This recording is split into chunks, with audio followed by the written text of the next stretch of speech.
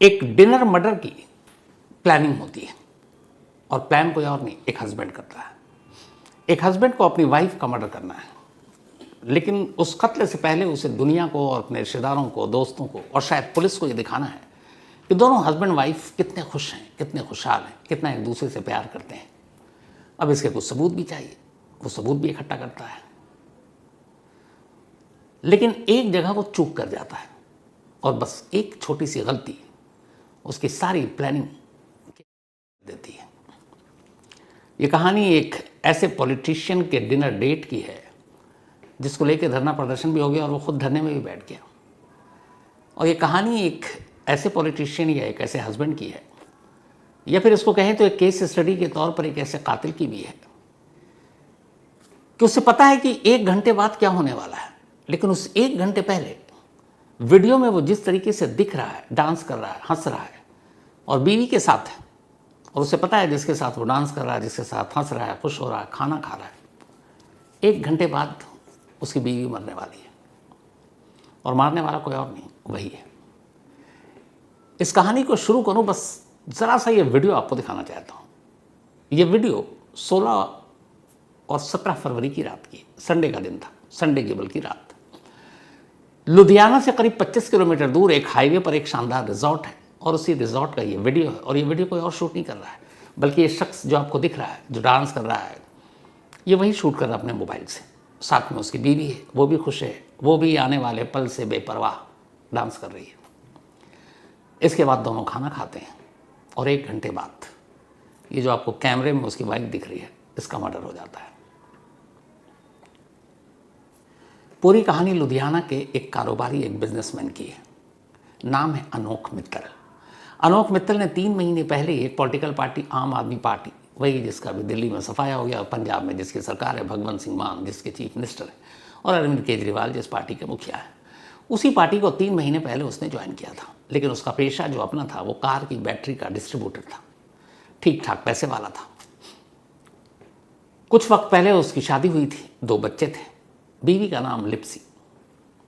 जिंदगी ठीक ठाक चल रही थी, लेकिन शादी के कुछ ही साल के बाद उसकी ज़िंदगी में एक दूसरी लड़की आती है और ये बात 2021 की है। दूसरी लड़की आई, उसके साथ उसे प्यार हो गया। अब दोनों अपने रिश्ते को आगे बढ़ा रहे हैं। धीरे धीरे वक्त बीता। अब अनोख मित्तल अपनी उस गर्लफ्रेंड से शादी करना चाहता है, लेकिन उसे पता है कि लिप्सी के रहते हुए वो दूसरी शादी तो कर नहीं सकता, तो क्या करे।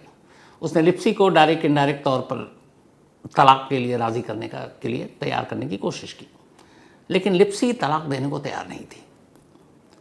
अब वो बड़ा परेशान, क्या करूं, इससे कैसे छुटकारा पाऊं, लिप्सी हटे तो मैं दूसरी शादी करूं, इसी उधेड़-बुन में लगा रहा।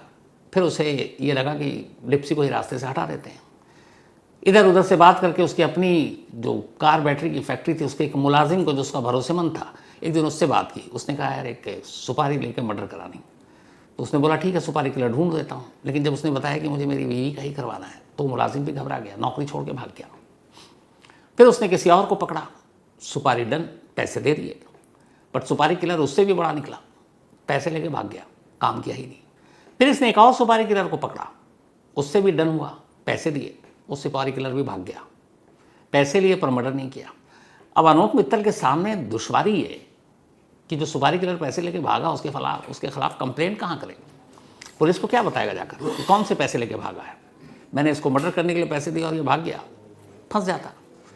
तो वो खामोश, और सुपारी किलर ने भी उसकी इसी कमज़ोरी का फ़ायदा उठाया, पैसे लिए, काम किया नहीं। लेकिन धीरे धीरे वक्त बीता। फिर उसने तय किया कि नहीं, लिप्सी को किनारे तो लगाना है।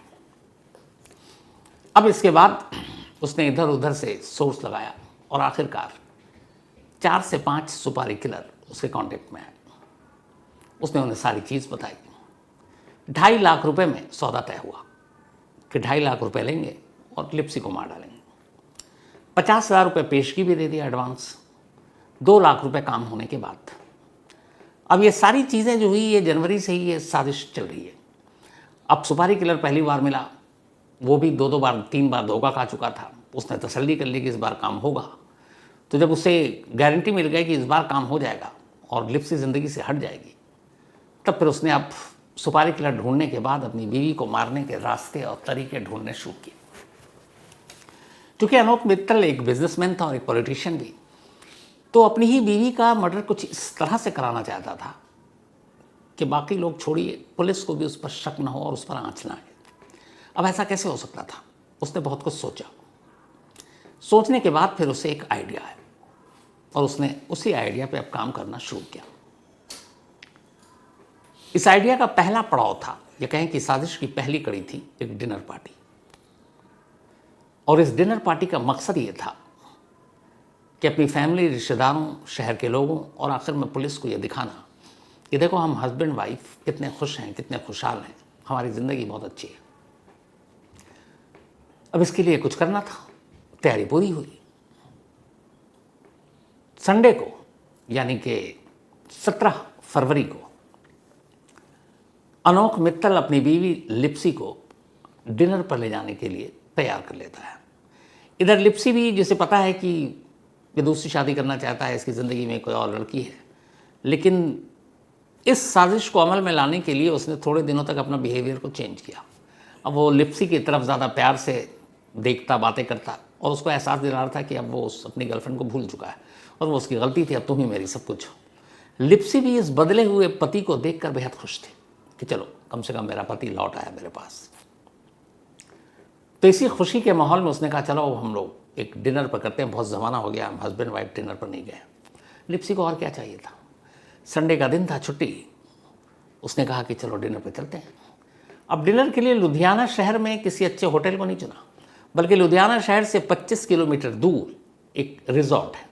इस रिजॉर्ट में आमतौर पर वही परिवार, फैमिली आते हैं जो दूर जिनको पार्टी करनी होती है, और बहुत बड़ा आलिशान रिजॉर्ट है। पूल के किनारे बाकायदा बार, बुफे, सब कुछ लगता है, म्यूजिक अलग है। तो ये साजिश के तहत ही इस रिजॉर्ट को चुना था अनोख ने, क्योंकि शहर के बाहर था और हाईवे के करीब था, और हाईवे पे अमूमन सन्नाटा होता है। संडे रात करीब 10:15 बजे अपनी रिट्स कार में अनोख अपनी बीवी लिप्सी के साथ इस रिजॉर्ट में पहुंचता है। रिजॉर्ट में आने के बाद वहाँ म्यूज़िक चल रहा था। अब वो पहले खुद डांस करता है, फिर अपनी लिप्सी के साथ डांस करता है, और ये जो वीडियो आप देख रहे हैं ये उसी पल का है।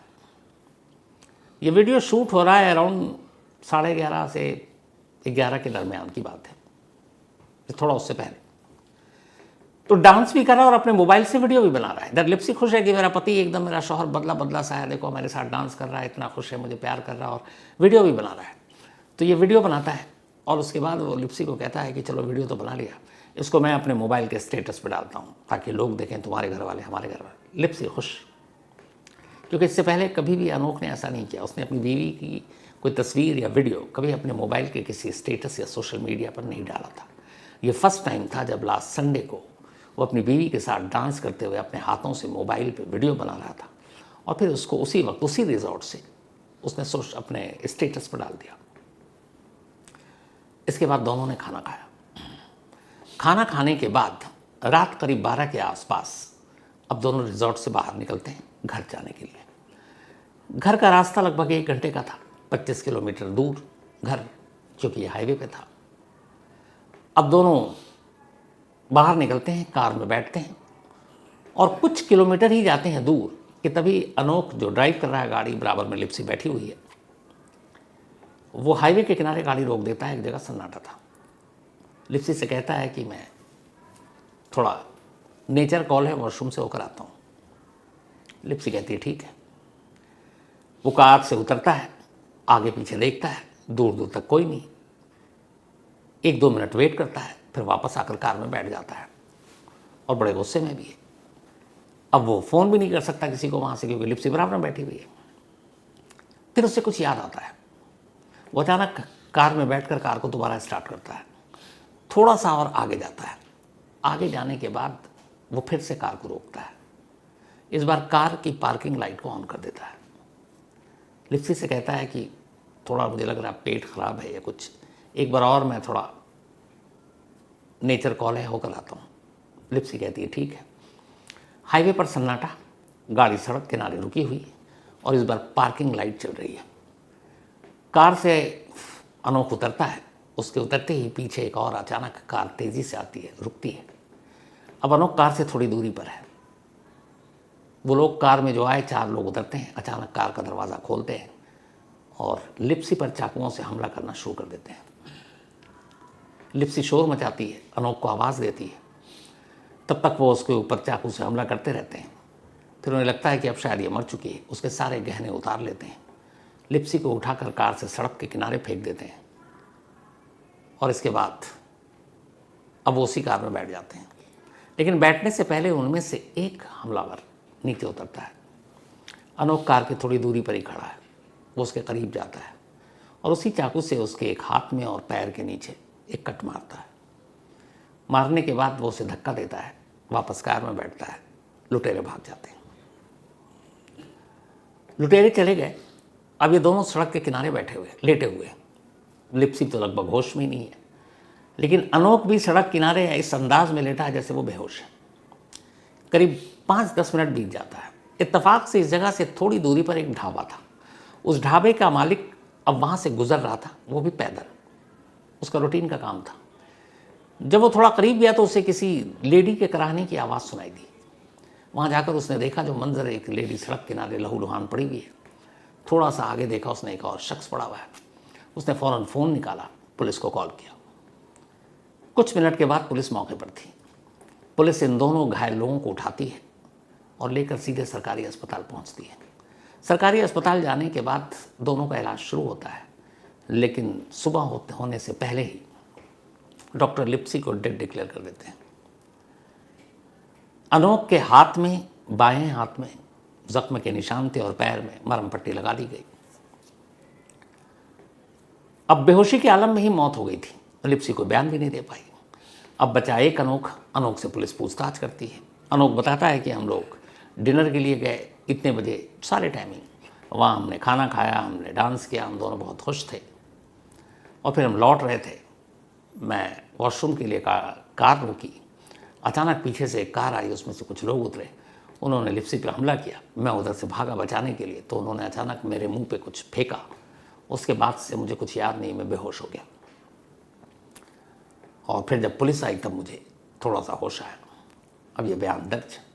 अब पुलिस ने बयान दर्ज कर मामला दर्ज किया और तफ्तीश शुरू की। अब सुबह हो गई। इधर सुबह होते होते ये खबर शहर में फैल गई कि एक नेताजी की पत्नी को सरेराह लूट लिया गया और उनका मर्डर कर दिया गया। अब पॉलिटिशियन तो पॉलिटिशियन ठहरे। फ़ौरन ये हो गया कि लॉ एंड ऑर्डर की, हालांकि सरकार उसी पार्टी की थी जिस पार्टी के कार्यकर्ता थे अनोख, लेकिन फिर भी अब उनके समर्थक दोपहर होते होते उसी अस्पताल के बाहर जाकर धरने पर बैठ जाते हैं जिस अस्पताल के मुर्दा घर में लिप्सी की लाश रखी थी। और तब तक अनोख भी उसी अस्पताल में था। धरना शुरू होता है। अब पुलिस दबाव में, एक पॉलिटिशियन की बीवी का यूं एक तो लूटना और ऊपर से कत्ल कर देना, तो लॉ एंड ऑर्डर पर सवाल तो है ही है। चंडीगढ़ से भी फ़ोन आ रहे हैं। अब पुलिस तफ्तीश कर रही है।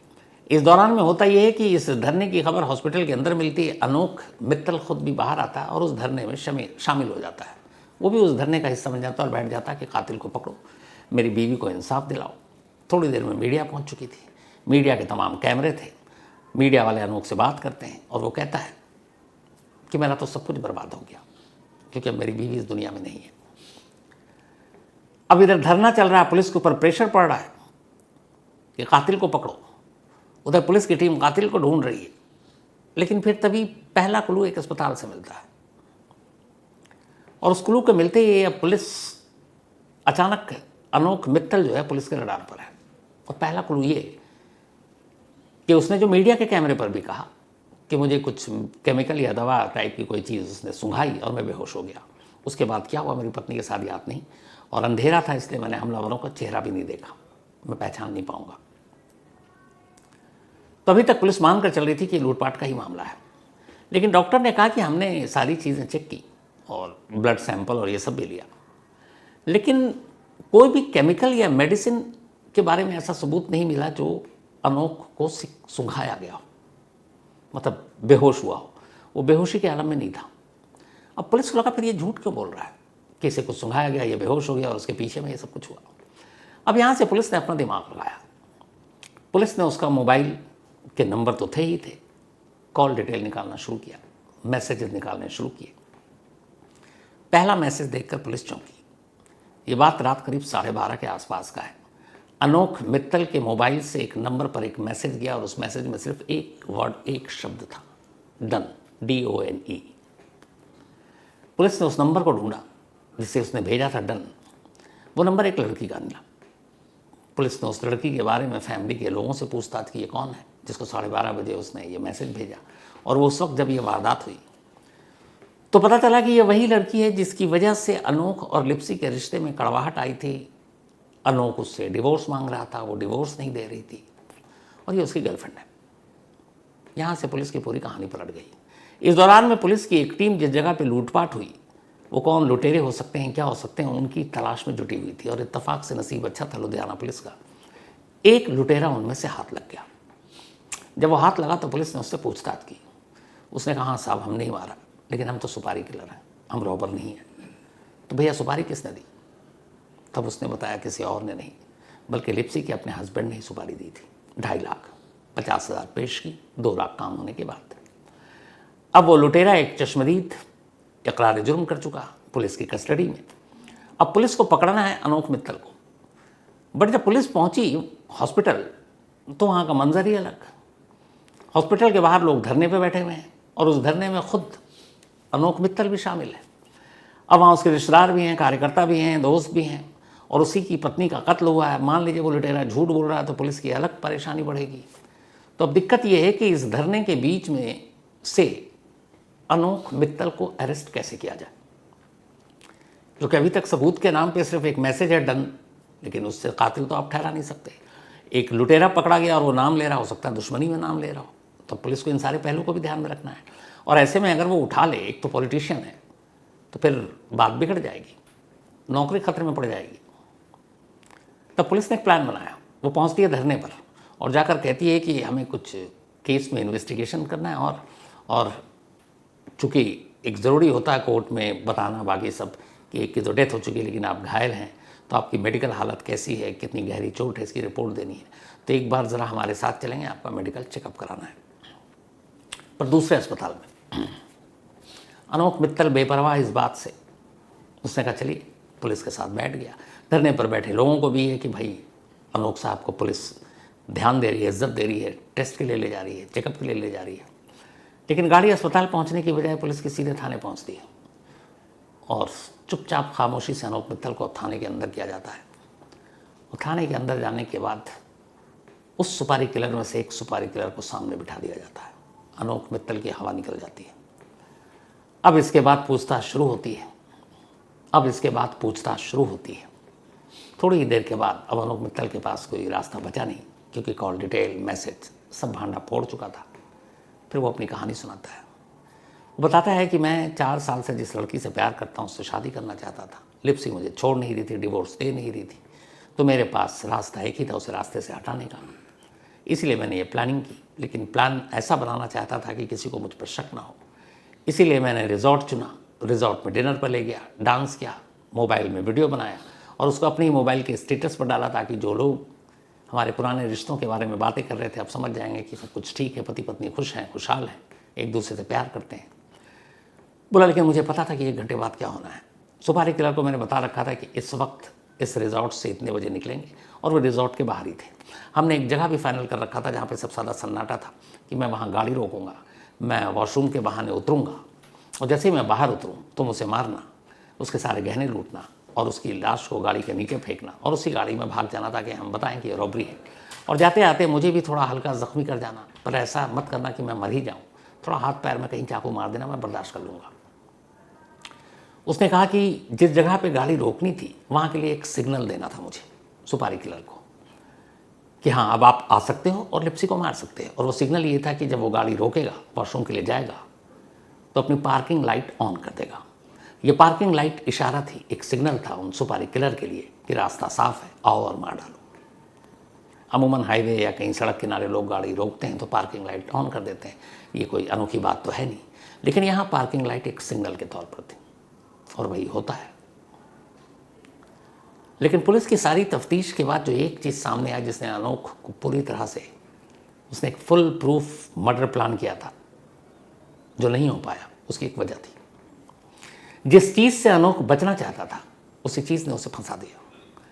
अनोख मित्तल लिप्सी को मारने से पहले उसके साथ एक शानदार डिनर डेट करना चाहता था, उसे खुश रखना चाहता था, उसके साथ डांस करना चाहता था, उसके चेहरे पर खुशी देखना चाहता था। क्यों? क्योंकि उसके चेहरे पर खुशी देख के उसको खुशी नहीं होनी थी, बल्कि सिर्फ अपने मोबाइल के कैमरे के लिए, कि वो उसके हर पल को खुशगवार दिखाए मोबाइल में अपने साथ, ताकि बाद में वो सबको दिखा पाए कि देखो दोनों कितने अच्छे हैं। तो उसने वो सब कुछ रिकॉर्ड किया और रिकॉर्ड करने के बाद अपने मोबाइल पे स्टेटस पर उसको डाल दिया, ये सोचकर कि इससे वो बच जाएगा। लेकिन यहीं उसने सबसे बड़ी गलती की, क्योंकि जब पुलिस ने चेक किया, जब इस केस की जांच कर रही थी, तो उसने देखा कि हाँ, वो जो बयान दे रहा कि रात वहाँ थे, इन्होंने डिनर किया, डांस के वीडियो भी बनाया उसने अपनी वाइफ के साथ, बड़ी हंसी खुशी, और उसको स्टेटस पे भी डाला, वो सारे सबूत आ गए। लेकिन जब पुलिस ने पीछे जाकर उसके मोबाइल के सारे स्टेटस और सोशल मीडिया के प्रोफाइल को खंगालना शुरू किया, तो पुलिस हैरान रह गई कि संडे से पहले अनोख मित्तल ने कभी भी अपनी वाइफ के साथ अपना एक भी वीडियो या एक भी तस्वीर किसी भी प्लेटफॉर्म पर शेयर नहीं किया था। ये फर्स्ट टाइम था जब उसने अपनी वाइफ का वीडियो अपने स्टेटस पर लगाया था। यहीं से पुलिस को उस पर शक गहराया और आखिर में केस खुल गया। कमाल है। कई बार कहता हूं कि अगर इश्क, ये शादी ठीक है, अलग हो जाओ, पर किसी की जान लेना, और अब क्या करेगा? बीवी को मार डाला, खुद जाएगा जेल, और उसकी जो गर्लफ्रेंड है उसको भी पुलिस ने अरेस्ट कर लिया। उसकी वजह यह है कि पुलिस के हिसाब से इस साजिश में वो भी शामिल थी, कम से कम उसे सारी जानकारी थी, और जो डन लिखा है इससे ये मैसेज जा रहा था कि उसे पता था कि आज की रात क्या होने वाला है। तो 120B के हिसाब से वो भी गुनहगार है, वो भी अरेस्ट है। सुपारी किलर में से 4 पकड़े जा चुके हैं, सिर्फ एक को पकड़ना बाकी है। और इस लुधियाना पुलिस के बारे में एक जानकारी जो मुझे सुप्रतीम बनर्जी से मिली, जो इनके पुलिस कमिश्नर हैं, जिन्होंने इस पूरे केस को लीड किया, वो पंजाब पुलिस में ही कभी कांस्टेबल हुआ करते थे। लेकिन जज्बा देखिए, उन्होंने यूपीएससी के एग्ज़ाम की तैयारी की, यूपीएससी का एग्ज़ाम दिया, आईपीएस बने, और आज लुधियाना के पुलिस कमिश्नर हैं। कितनी खुशी होती है ये सब सुनकर। और एक दूसरी तरफ अनोख मित्तल, जिसके पास सब कुछ था, लेकिन अब कुछ नहीं है, न बीवी रहेगी, न अब कभी गर्लफ्रेंड मिल पाएगी, क्योंकि बाकी की ज़िंदगी तो जेल में ही कटेगी। तो ये थी आज की कहानी ख़त्म करूँ उससे पहले वही अपना सिलसिला। आज विपिन गुप्ता, इनका बर्थडे है, तो हैप्पी बर्थडे विपिन जी। भेजा जावेद ने है। साथ ही पौनी जैन, इनका भी बर्थडे है, तो हैप्पी बर्थडे पौनी। और ये भेजा है दिव्या एंड आशु जैन जी ने, इन दोनों की बेटियां हैं पौनी। आयुष यादव का भी बर्थडे है, तो हैप्पी बर्थडे आयुष। और ये भेजा है उपेंद्र यादव, आशा जी एंड खुशबू। साथ ही अनुपम ठाकुर, इनका भी बर्थडे है, तो हैप्पी बर्थडे अनुपम जी। और ये सिंपी जी के हस्बैंड हैं। इसके अलावा नूरे सबा फरीद, इनका भी आज बर्थडे है, हैप्पी बर्थडे नूरे सबा। और ये फरीद शेख की वाइफ है। तो कहानी में आज इतना ही। अब आपसे मुलाकात होगी कल रात 9 बजे किसी नई कहानी के साथ। तब तक अपना और अपनों का ख्याल रखिएगा। और कल से, बल्कि आज से चैंपियंस ट्रॉफी शुरू हो चुका है, लेकिन मैं कल से इसलिए बोल रहा हूँ चूँकि इंडिया का पहला मुकाबला कल है बांग्लादेश से, तो मेरे लिए कल शुरू है। और 23 को सबसे बड़ा match Sunday, India versus Pakistan. तो अगले कुछ दिन बड़े अच्छे गुजरेंगे चैंपियंस ट्रॉफी।